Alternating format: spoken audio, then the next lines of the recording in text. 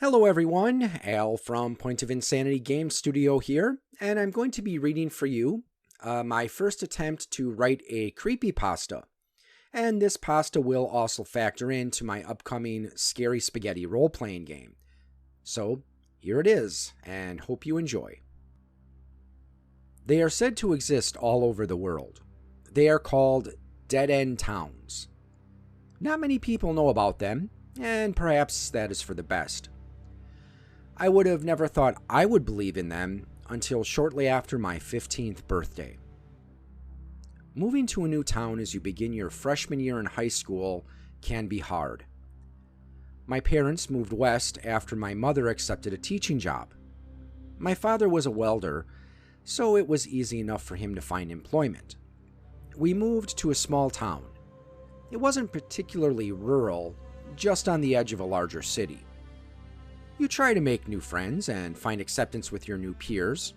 That can be challenging enough. But perhaps the easiest way to do this is by accepting a stupid dare, especially when said dare involves the paranormal. We lived in a decent area. There were a lot of average homes there, most of which were probably built in the 50s or 60s. A few kids from school lived in the neighborhood. It was during a walk home that one of the older kids, a junior named Scott, asked me if I ever heard of the dead-end town. I replied I wasn't familiar with the term. He was nice enough to explain. There was a local legend that neighborhoods with a dead end held a special property. Supposedly, if you walk to the dead end after sunset and arrive at just the right time, you can enter a parallel dimension. Once you got there, all you would have to do is close your eyes, clear your mind, and take 17 deep breaths. On the last breath, you turn around, and when you open your eyes, you will find yourself in a different place. Naturally, I had my doubts, and I asked if he knew this was true. He said of course it was true because he had performed the ritual himself. He even agreed to meet me at the entrance to my subdivision at sunset to prove it. It was Friday, so I knew my parents wouldn't object if I told them I was going by a friend's house that evening, so I agreed. Upon returning home, I told my parents I had been invited to a friend's house to watch a movie. They said I could go, asking only that I be back around 9:30. After dinner, I set out to meet with Scott. To my surprise, he was there. I thought for sure he was pulling my leg and intended to stand me up. But he was not alone. He had 3 other upperclassmen with him. I was suspicious, but seeing as I never had any negative interactions with the 4 youth before me, I thought nothing of it. We set out towards the dead end in our neighborhood. Scott said that during the walk we needed to remain completely silent and to focus on the task at hand, so I did as I was told. The walk took about 10 minutes. When we got to the dead end, I did as instructed. I closed my eyes, cleared my mind, and took 17 deep breaths. As I turned around and opened my eyes, I did not find myself in a strange new world, but rather the same place with 4 upperclassmen laughing at me.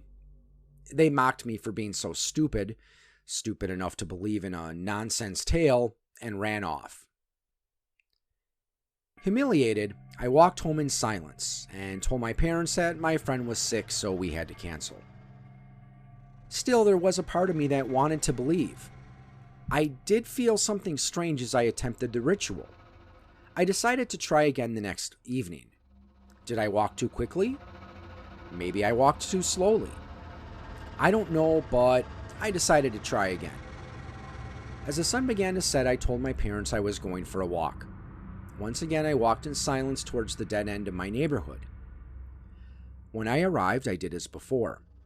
I cleared my mind, closed my eyes, took 17 deep breaths, and turned around. To my fear and amazement, when I opened my eyes, I saw before me was not my neighborhood, but an entirely different place. The sky was darker, as if some time had passed. I felt uneasy. something didn't seem right.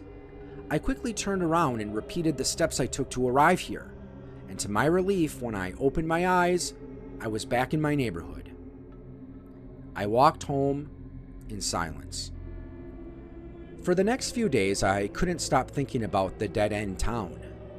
Did I really enter some sort of parallel dimension, or was my mind playing tricks on me? I decided I would try again the next weekend. Around the same time, I set out for the dead end. After performing the same set of motions, I once again found myself in the mysterious town. Looking around, I swore I saw something moving around out of the corner of my eye. It was a shadowy figure, not quite like an animal, but certainly not like a man. I chalked it up as my mind playing tricks on me and moved onward. I cautiously moved forward and took note of the houses. Some of the dwellings were in a severe state of disrepair. Others were immaculate. There were also abandoned lots that looked like there may have been a house built there at one time, but now there was nothing but overgrown slabs with weeds fighting their way through the concrete. The buildings varied from simple shacks to small mansions. I could see silhouettes moving around in some of the windows. I was sure they had seen me, but no one came out. As I wandered the streets, I came across several street signs, but the names were not known to me and didn't sound familiar. There was something about this realm that beckoned me to keep exploring despite the potential danger of being in an unknown place. It was like being lost in a dream that was both frightening and fascinating at the same time. But then, something caused me to break free from the trance-like state I was in. The sun had almost disappeared below the horizon. It would be night soon. I looked around and I saw shadowy figures emerging from their houses. I found myself overcome with a feeling of dread, like if I didn't return to the dead end soon, I would never make it home. So I ran. I ran as fast as I possibly could until I reached the dead end. As I prepared to perform the same ritual that brought me to this godforsaken place, I prayed the shadows would not catch me.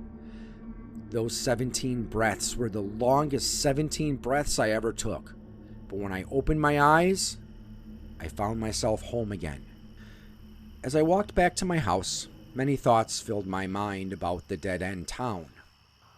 Perhaps the most troubling was, what if I failed to return in time? Would I have been stuck there forever? What were those shadowy figures?